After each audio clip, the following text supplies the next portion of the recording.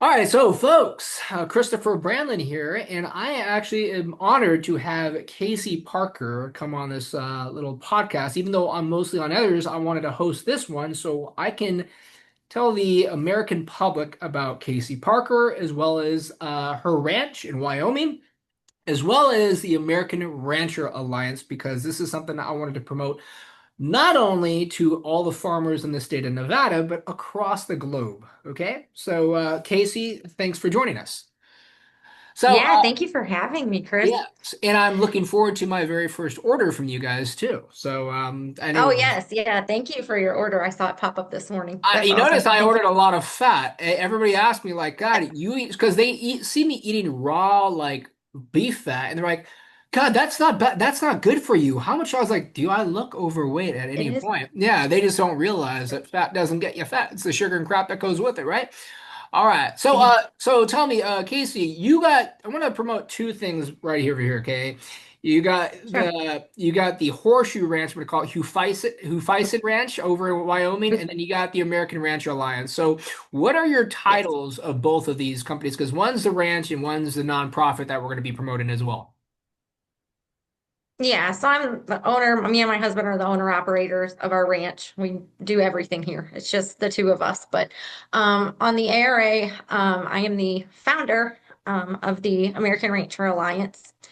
But with the ARA, the way we are structured is we are a nonprofit cooperative, but all of the members are producers themselves, and it is one member, one vote, Yes. so that there cannot be any bureaucracy or, pushing of certain things that nobody else is agreeing on, if that makes sense. Yeah. Yeah. All right. And Well, it's structured very well, and everyone is pretty much on board with trying to get the American beef back to the American consumers and putting competition back into the market for the cattle producers. good. And I like how it's just all focused on America first. And this was my focus of my campaign, even starting off at congressional, then going over to state legislature, is that we need to put more focus on America first. And we'll also discuss why there's a little bit of I don't want to call it I shouldn't call it a civil war, a little division with the Republican Party about the farming situation, because, that's where, even though I want to say 99% a Trump supporter. The one thing I'm going to speak against of is that maybe he should have thought twice before trying to source beef from other countries, because my focus has always been America first. And that's, I kind of told you before we started this podcast, is that the reason why I became faithful for the farmers is because I found the carnivore diet in 2018. Because going from a competitive athlete, then going to doctors after practicing law because I wasn't feeling well because of Lyme and I got my intestines cut open, I saved the rest of my intestines by saying no to doctors and founding the carnivore diet. And the lovely doctor Sophia Clemens in Budapest, Hungary, someone on the other side of the world who said, "Hey, you're going back to the United States, buy from your farmers, buy all your meat from your farmers. Don't get it from the grocery stores because you want to get the best sources of meat." So ever since 2018, I've been, kind of promoting farmers. That's why I'm very glad to promote you. Now, as I understand, Hufeisen Ranch is the name of your ranch in Wyoming, right? Yes. Okay. Yes. And not relatively new. You guys been around for like what, 5 years or so, right? Yeah. Okay, Our gotcha. ranch here in Miami. Yeah. All right, perfect. Now tell me, one thing I noticed about you is that's how I kind of had to find it indirectly, because I'm like, man, I submitted like I offered my services to American Rancho Alliance because any professional can offer your services, and when you reach out to me directly, I'm like, I had to put the connect the dots. I'm like, wait, you're the one promoting the Wagyu beef, the American Wagyu beef, and that's what I love too, right? So you have a different style of Wagyu beef that I actually really admire. It's not the typical Japanese Wagyu where they kind of like, keep it kind of like contained and just massage it because you want that really tender, marbly. You actually do it more of an authentic fashion. So tell me about your ranch and how you raise your cattle. Yeah. So we raise full blood Wagyu cattle. Their genetics trace 100% back to Japanese origin. We even have some um, steers and heifers and cows that their sire never even left Japan. There was importation. I think it ended in 1993 where they put the ban on it, but there is still plenty of full-blood Wagyu cattle Yeah. within the United States. But no, we don't do it traditionally. So we have regenerative practices on our farm, and we're actually contracted with Agoro, which is a great company. Basically, airlines pay to offset the carbon, and we get paid for putting that nitrogen in the soil to offset the carbon emissions. Nice. So it helps with getting seed and fertilizer and those things that have to be done to start the rotational grazing and all of that, especially out here because in Wyoming our grass doesn't grow for very long. We have a very short growing season. Um, but yeah, we raise completely regenerative, non-GMO corn. And the thing that gets me all the time is everybody's like, oh, it has to be just grass-fed. But here's the thing. So corn is a seed Yeah. and it is a grass.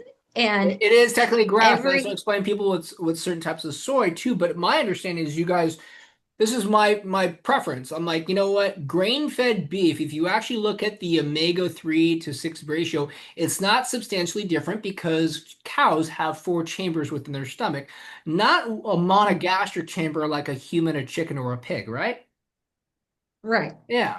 So And it even could if process they were good. still grazing, Yeah. yeah, and even if they were still grazing like bison, those grasses get the seed heads on them in the fall so that they can fatten for winter. So Yeah. it is the same exact concept whenever you're doing them on rotational grazing, on pasture raised the full time, and then they're being supplemented a grain to not only help with their weight, because you got to have the right weight for your Yeah. beef. You just have to, and it helps with health and all these things for the cattle. It makes them healthier and everything else, but it's just doing it the right way. The confinement is, I think, probably the biggest issue when people are thinking about grain fed, and it's not really the grain. Yeah, And exactly. then maybe, It's how the you things that raise it, they're being basically. sprayed. That's yeah. Whole purpose is having open pastures for them to roam around, which is a huge part of regenerative farming that we need to promote a little bit more too. Now, tell me, I kind of Yes. like see this like where like it says you do not like a lot of references like no soy. So is do a lot of your cattle and other kind of like livestock are they fed any soy? No, no Whoa. soy. With the research I've done within the soy portion of it, it does cause issues with estrogen levels and Yeah. even into the meat, which is kind of But crazy. we I'm see not we very see that with versed in what humans. happens, Yeah, we but see that with humans too, right? yeah. And so I stay away from it. I don't know a whole lot about it. I'm not a doctor or scientist by any means, but from what I've read, I was just like, nope, I'm gonna No. stay away from that. And if you look at Yes. someone like Bill Gates, who promotes his plant-based burgers and his I call them his soy bitch tits, but you don't want to be Yeah. ended up like that if you're a male because if a guy has to wear a bra, it's probably not the best recommendation to health. But I'll go off of Yeah. that. So all right now, so how many now it's my understanding now going back to the ARA, right? You kind Sure. of, it's Mhm. basically like a network to bring like that's why I like, the word alliance, bringing a connection, kind of a coalition between all the farmers like around it's mainly all the farmers in the United States, right? Yes. So how many Yes. farmers are kind of involved with the ARA that you kind of got connected to it since like November? Since November, we already have around 300 producers on board. We have multiple processing facilities on board. We have multiple retailers on board with over 300 stores. So, and we have some restaurants on board as well. So hopefully we'll start moving cattle and beef and getting it into the grocery store Yeah. around second quarter of 2026. So right now we are in the formation and we're trying to get all of our ducks in a row, and it is coming together unbelievably. So Well, it is just, and I'm going to say you're in luck because now are you just, I mean, even though you're based out of Wyoming, are you going to be open-minded to having retailers across the nation? oh yeah, Yeah, absolutely. good. Most of ours are actually, I don't think we even have a retailer in Wyoming just yet, Yeah, but that's one we of have the them all over us.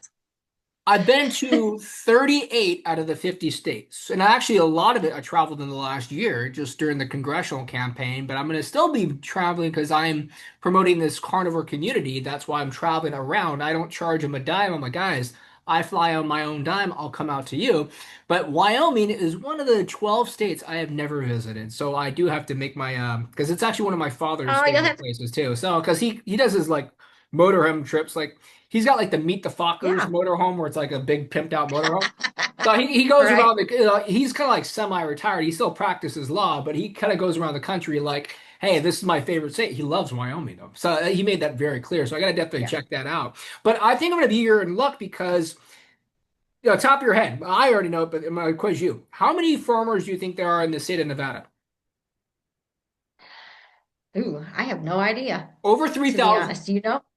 Over Okay. 3,000. So the just in one state, and you know there's a lot of other states that probably have a lot more, but Nevada's not really mainly known, but there's because I think it's a hard way to get the farmers out. But my hope out of this conversation is to get them all connected with you. And since I have all the closest connections to all the retail shops in the state of Nevada, I'd like to have them get connected with you as well, too. So that's going to be kind of the purpose of this is to kind of promote you. Okay. Now, tell me, why did you start the ARA?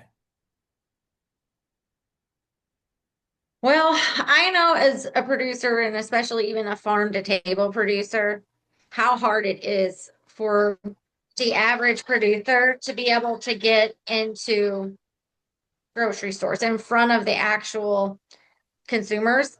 And even when we're selling farm to table, our costs are so much higher. And consumers are like, oh my gosh, why is it so expensive? And it's not actually the cost of the beef itself, it is how much one producer has to pay to get that beef to them.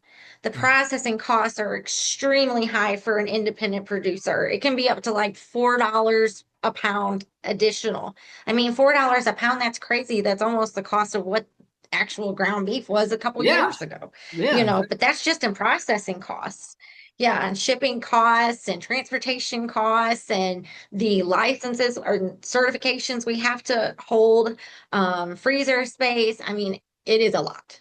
It is yeah. an And this is what absolute, we originally just it's a lot. discussed when we first kind of spoke over the phone like 3 to 4 weeks ago when I started kind of reviewing some contracts for you. I was like, it's kind of interesting. I never really looked at a processing agreement to that extent. I think I may have briefly overviewed it, but actually working on it, and I wanted to spend a little more time to get a look every analysis for you. Hopefully, that was useful for you to get you a better insight on Yes. what I mean, that's where attorneys, this is where lawmakers can actually come in handy because I'm not sure if you've seen some of my other podcasts. I don't like most attorneys. I came from the health and fitness industry. That's my true passion. I make it very clear that I think most attorneys are going to burn in hell. And I'm just trying to get myself less time in yeah, and that's why I'm trying to get myself less time in purgatory because that's why I'm kind of coming back to public health. But this is where lawmakers can come in effect, and this is why the state of Nevada needs an actual lawmaker, someone who is ingrained not only with health and fitness, but someone who knows the law.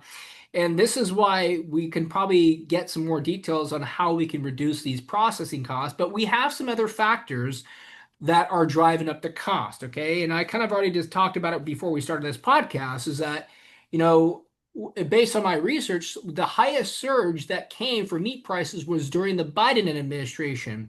But there's a lot of other factors that came into it. This is why, I kind of make it clear like, hey guys, you can't be blaming Trump for all of the prices right now. It's actually in 2021 where it skyrocketed on beef, poultry, like even fish and eggs, like across the board. It was during a Democratic era, but there's other factors that people are not recognizing. And I saw, pardon me, I probably one unhealthy thing about me, Casey, even though I am promoting health, I need more sleep.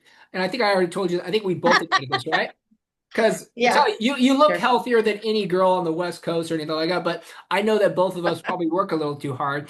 I was doing some research about some of your reels, and I was noticing that you're really focusing on the four big packers, these four big companies, right? And as I understand it, it's Tyson, JBS, Cargill, and what was like National Beef, right?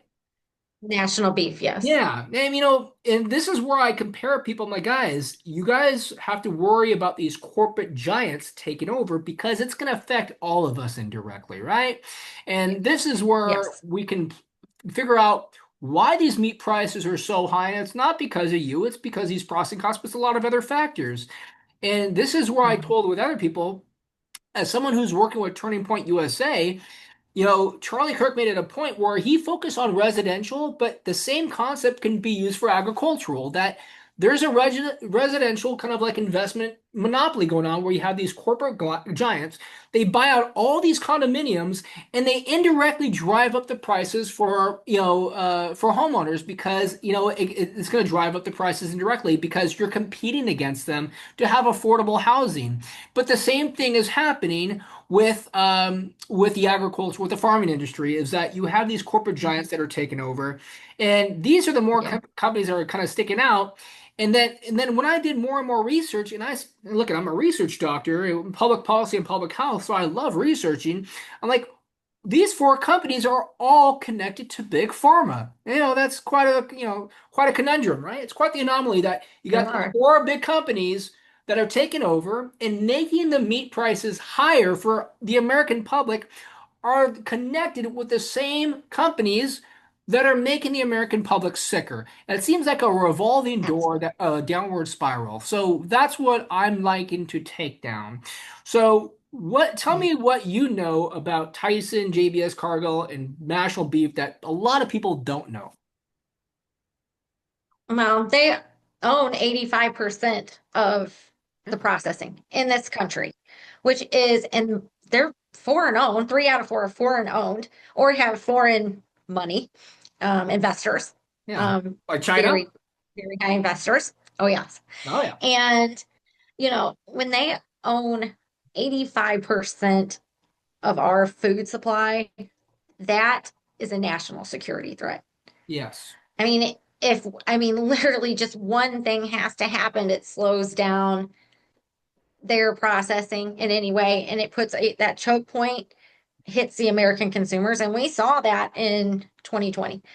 The grocery stores were empty just Yeah. because it stopped. It stopped. We have to have another way around it. We have to bring back the regional processors, the local rancher, and have that food sovereignty again to be safe. And then they're also blending foreign beef. They're importing foreign beef, exporting our good beef because we have the best beef in the world. Yeah. They're exporting ours, taking the money on that, and importing cheap foreign beef, mixing it with some of our grind, and then slapping a product of the USA label on that meat. And it's not really And American they're based. A making, lot of people don't know that. yeah, and they're making record margins right now, and it's insane. The cattle prices are up, which is great for the ranchers. It is. This is where they need to survive. But it the, their margins are still making record highs for the consumers. There's no reason that they should be making record highs.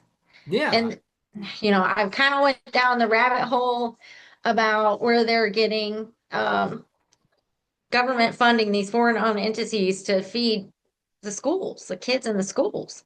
And they're bringing in cheap foreign beef Yeah. to our kids in our schools.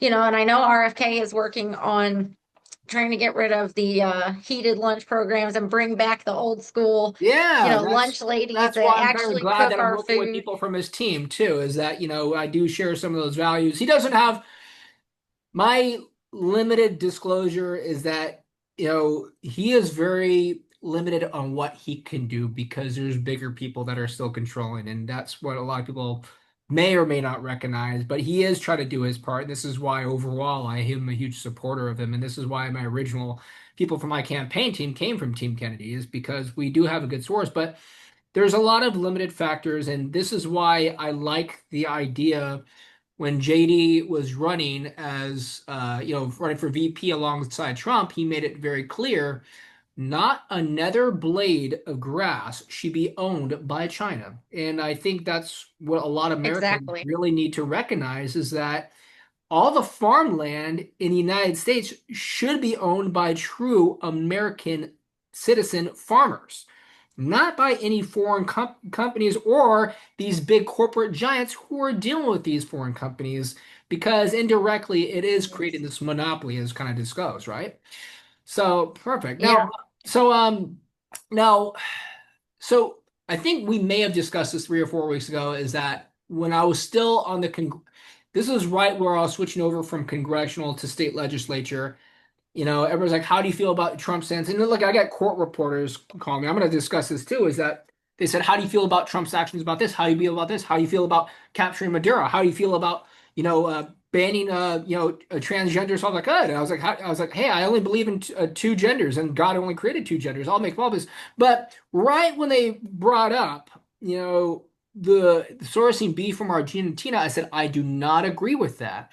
And this is where I had a lot of people from my own party come at me like, "Ooh, we should really think twice about that because he's trying to do something good." I'm like, "No, indirectly, it's not going to do because he's going to be importing some cheap beef that we do not know too much about from Argentina, and he made it clear in his campaign that it's going to be American first. In my eyes, it should always be America first across the board." So, can I ask Yeah. your limited thoughts because I'm still going to be promoting your farms in basically, but I want to get your thoughts about why did Trump do this and what is wrong with it and what should be done instead? Well, I kind of have, I guess, two different viewpoints around it. And honestly, like when he first announced that, and then because, okay, the cattle prices dropped a little bit there, but the box beef did not. And I think it was kind of a way to trigger that DOJ investigation Yeah. on the big four. Okay. So indirectly, Um, it did trigger an investigation. yes. Okay. And yeah, so I do kind of think, that plays a part as well. I could be very wrong. I don't know. That's just my opinion. But, I I don't think it's good for us to bring in foreign beef and continue to send our beef overseas. There's no reason. Yeah. There's absolutely no reason. Our beef should be here in the United States, feeding the American. It it should not be being shipped overseas and then bringing in cheap beef. It's just another way for the big four to make high margins playing the game. Yeah. And that's all it is a game. When And, you're sitting there having to mix their beef with our beef and then slap a sticker on it that is absolutely not true, you know, that's a game. and this is It's where a lot of crooked. Americans don't know is that this is I have to be very careful when I say in my campaign because I can't just say the American public is stupid, but they're very easily manipulated. And they're very Hmm. easily manipulated when they believe that some kind of source of beef is coming from the United States, when in fact it is not coming from the United States. And this is where I thought this podcast would be useful to kind of open up some eyes around the country. And actually, it's going to open up the eyes around the world because I'm not sure if you saw, I do podcasts with people from Australia, and I do it from people from Europe. So I actually sometimes do wake up at 2:30 in the morning to do a podcast. And this is probably where I need more sleep too. But this is where a huge concern is that what really needs to be done, and I think my whole goal during this campaign is to wake more people up, is that, you know what, if you realize, I look at just like you're decentralized, we want to decentralize kind of farming back to the American farmers, back to the individual states, and not having the federal government have too much control because they might not be making the best decisions for the American farmers. I'm doing the same thing for healthcare because this is where kind of all these powers under the 10th Amendment, these are powers dedicated to the state. So if you, and that's why I'll say I'm a federalist, basically, I'm a constitutionalist, is that, I believe that you do not want the federal government taking too much control, it's including the federal agencies too. And we'll talk about the FDA on why we do not want have them having so much regulation because this is where you can start injecting shit into our beef. And a lot of people don't know about that. Isn't that correct? Hmm. Yeah. And the pink slime's already there, USDA inspectors that have, retired or whatever have already put that out there, in the public hearing as basically whistleblowers. They're cleaning beef that's not even meant for human, no longer meant for human consumption in ammonia and then grinding it into the burger Yeah. with the other burger. Like it's so disgusting. And it's like if it wasn't meant for human consumption, then adding a chemical to it does not make it any more available for human consumption. It's just Well, it's That's No, insane. so That's this is where insanity. a problem was. Look, and I even though I indicated I'm not going to try to make this too political, but you'll notice that every state has its different kind of procedures, right? And this is where at least they're recognizing that health is dedicated to the states. But my biggest concern is that some of these blue states, Casey, and you and I know exactly who they are. Minnesota, Hmm. primarily being the biggest example of the problematic blue state. They Oof. actually enacted something where it's actually, I'll go back to it, but basically, the Republicans stood out and said, hey, everything that you're putting in food products must be fully disclosed on the label. The Mm. entire basically, state and congressional, like, senators and House representatives and the state legislatures in Minnesota said, no, it should not have to be disclosed. And this is the two things they're recommending. It was saying the Republicans are saying you should fully disclose if you're injecting that with lab grown meat and fucking cricket protein. Okay. The, Right. but since it's a blue state, the Minnesota vote won. So now people in Minnesota have no idea if they are eating lab grown meat and cricket protein in their fucking beef. And I see a huge problem with that. And this is where I have to use some Mm. four-letter words because it's the only way to wake people up is that even though I don't like to encourage, I say, hey, I hate, because it's true. I hate just most politicians, just like I hate most attorneys, is that, there is a kind of a political agenda behind all of this too. And that's why I'm really appreciative. And when you think about it, Yeah. I already told you, only 7 out of the 50 states have banned lab grown meat and they're all the red Yeah. states.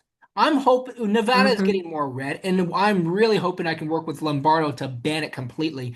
But everything I has hope to go so. through a legislative action. We're going to have to get support from everybody else, but we have to wake everybody up. So I'm glad we kind of on point with that too. Now, if someone asked you from the concept of reducing this conversation that we're having, I'm not sure what our time is so far, but anyways, but like No, you're my goal is not only do I want to make America great again, I want to make America healthy again, but I'd also part of that, I want to make meat affordable again. So if we had to take hmm this entire conversation, Casey, and I had to give you maybe a few minutes to what we should do from here going forward to make meat affordable again in the United States and hopefully other countries will follow if they have their own policies, what should we do? okay. Well, I mean, right now, as for cattle market prices, the producers are finally making enough to survive, and actually live, and it's finally getting to that because the costs and the inputs that go in with the ranching between the fuel and the tractors and hay and feed and everything, literally everything has gone up. I think it's 600% in the last 5 years, which is insane. So, I mean, they're finally making enough money to survive. So it's not on that end. The end where we can, I hate to use the word consolidate because that's what we're fighting against with the big four, but the come together as producers into co-ops, just like the American Rancher Alliance, and then put you get lower processing costs, lower shipping costs, lower refrigerator space because you're combining those costs. Yeah. So it brings it all that money back or forwards that money to the consumer that we're saving versus just a regular farm to table operation. And our costs are very low for the consumers in I mean it's pretty comparable to where it actually should be. And I mean And there this is it's why people need decent to price recognize that structure. they shouldn't be getting the beef from these large corporate giants who have any kind of involvement because indirectly they're actually paying more. And my biggest Hmm. concern too is not only you paying more, you're actually like really harming the American farmers who are actually doing all the work to basically put real food on our tables without any lab grown meat or cricket shit or any injected glue and all that stuff. And I'm also glad that we didn't mention it that one thing I noticed on your farm's website, Hufeisen Ranch, is that or in part of your ARA contract that you have with all of your connections with your farmers across the globe is you do not permit any beef that has the mRNA vaccines in it, right? Because Right. No mRNA, no antibiotics, no good. hormones at Oh, all. and just like I'm not sure if I mentioned to you, the reason why I ran for Congress initially and then moved over to state legislature is because I was the only attorney who was speaking out publicly against the COVID-19 vaccines. Because as a religious person, I can tell you that God never intended for us to put vaccines in our bodies, or even more important, our children. And the same should Hmm. apply to all the animals that God put on this earth, including the cows. They should not be vaccinated. And this is where people and are so manipulated. They said, well, they got to be vaccinated to protect from like all these kind of like diseases. I'm like, actually, you're at compromising the immune system of the fucking cattle if you vaccinate it. And I'm glad that you kind of promote this too. Okay. So, now, so my biggest focus is, if we want to basically eliminate it, so look at if we want to take down, and I'm going to use take down because I will personally want to take them down, even if you don't want to state it. Because if I want to take down Tyson, JBS, Cargill, and National Beef, the easiest way, rather than exposing them to the DOJ, which can take years of investigation, I'm not sure. Oh, This yeah. is something that any lawmaker will know that anything is never overnight. But what the American public can start doing right now is to stop buying beef, period, from Tyson, JBS, Cargill, and National Beef. And not only that, start buying directly from the local American farmers. And this is why I'm going to promote to buy directly from your ranch and anybody associated with the ARA.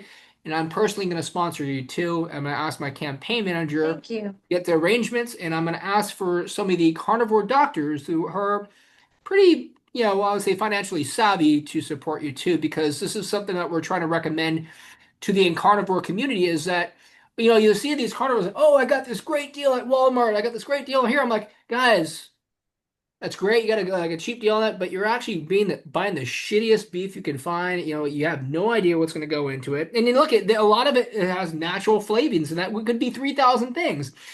You know what? Something that Yeah. you should do if you really focused on your health and if you really wanted to make America healthy again, you should buy directly from the American farmers. So perfect. So hey, Oh, absolutely.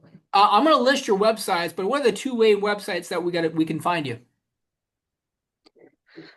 Oh, my website is realwagyubeef.com and the alliance is goarabeef.org. And I also wanted to add that on our labels for any of our beef that is going to be inside the grocery store, we have a QR code on that beef. So you know exactly what ranch it was raised on, what it was fed, how it was raised from birth until slaughter. So if it went from this cow calf producer to this backgrounder within the ARA with this finisher in the ARA, you're going to know every single ranch, and you'll be able to contact those ranch because some of our ranches are farm to table and they do direct to consumer. You would be able to contact that ranch directly and purchase whole half quarter shares if you really like that steak, you know what I mean, and you wanted to actually stock up. Yeah. So it's kind of a nice extra thing. It is, we always say um, within the alliance that we are based on the three T's, and it's truth, trust, and transparency. Yeah. All right. And that is our mission. That is our mission for the American people and for the American rancher. All right. Do you know how many retailers are of selling meat in Clark County, which is basically my assembly district in Las Vegas? Do you know how many retailers there are? Mm-mm. How many? Thousands. So how would you like to get Thousands. connected? How would you like to get connected to all of them? Yeah, that would be wonderful. Thank Perfect. you. Well, that's something I'm going to try to arrange right after this too, because my guy Joe, who was just kind of taking over with my campaign team, luckily he's got all the connections to every business in the city and county. So this is why I'm very fortunate too. Hey, a couple other last questions, and I'm gonna invite some humor into this because I do like offensive humor. This is why they call me Joe Pesci because I'm the offensive Italian attorney asshole, right? For sure. So For sure. so look, I told you before.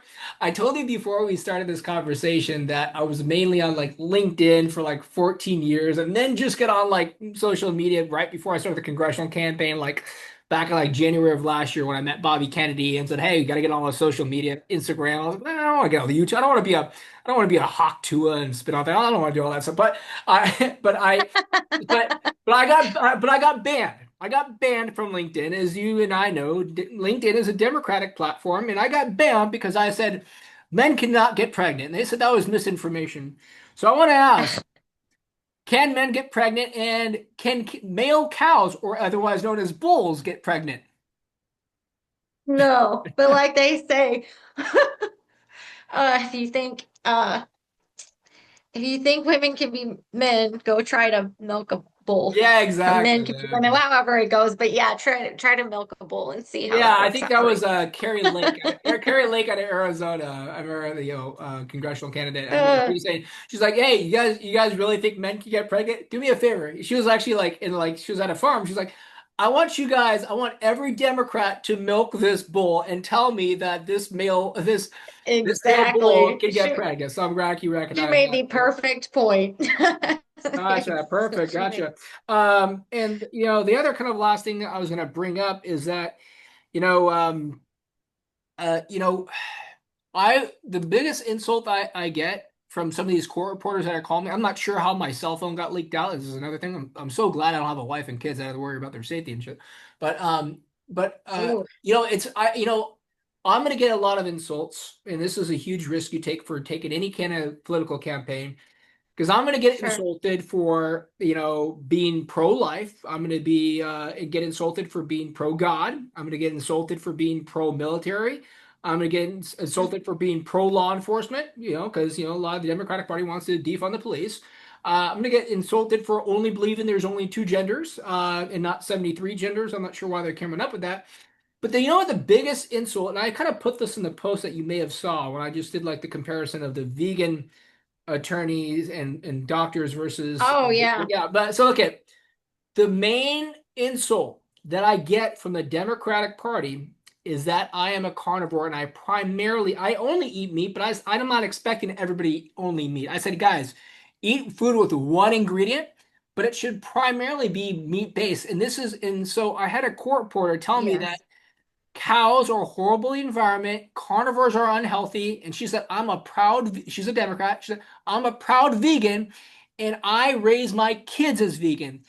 Do you think it's proper in any way to raise a kid as a vegan?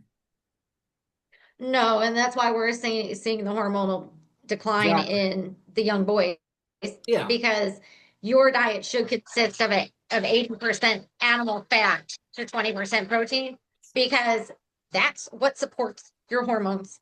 And it's just insanity, like the levels. Like I think it's 50% of men in their 20s have less testosterone than their 80-year-old Yeah, grandfather. this is why we're seeing beta males. I mean, this is why you're seeing guys with bitch tits like Bill Gates, right? This is why you're seeing we don't have any alpha males anymore, and this is why the testosterone is plummeting. I'm like, guys, you don't realize, but your testosterone is also plummeting because you're going on these plant-based, low-fat diets. Fat is necessary for hormonal function and cognitive function. And So not only do you brain look like a function. bitch, you're acting like a bitch because your mind's all fucked up. So this is where I know so the Nevada That's Republican Party, they said, hey, you can use some swear words that what more 3 and 5 no, letter words. I gotta practice. you're spot on at least. So don't worry, I'll be the one that kind of exposed. But I am gonna personally That's promote you. So okay. what I'll do is I'm gonna put a different separate link, and I'm gonna ask for people to buy directly from you. And I am looking forward to having a Thank you. lot of my suet. So I'm not sure if you know, but Yeah. I haven't done bodybuilding, all natural bodybuilding in like 16 years because I was Mr. Los Angeles Natural and Mr. Arizona Natural and Southern California Naturals in 2010. But this is my first time going into a bodybuilding contest at age 40, but I'm going to actually do it on completely carnivore. And one thing I learned from some of my fellow carnivore bodybuilding friends from the UK, including Jonathan Griffith, is that you can actually do it with increasing and modifying your fat. My thing is, I love a Okay. lot of animal fat, but it's kind of weird. I love raw animal fat, and I actually absorb it a little bit Sure. better, but it's got to be from a quality source. So that is why I think your beef suet may be my victory for my next title. Awesome. Thank Awesome. you. All right. Yeah, Well, hey, it so I'm is gonna let you go delicious. because I know you and I both have busy schedules and some more sleep hours to catch up on. So I'll send everybody a link and thank you for your time. And I'm really hoping we can thrive together. Awesome. Thank you so much. I appreciate it, Chris.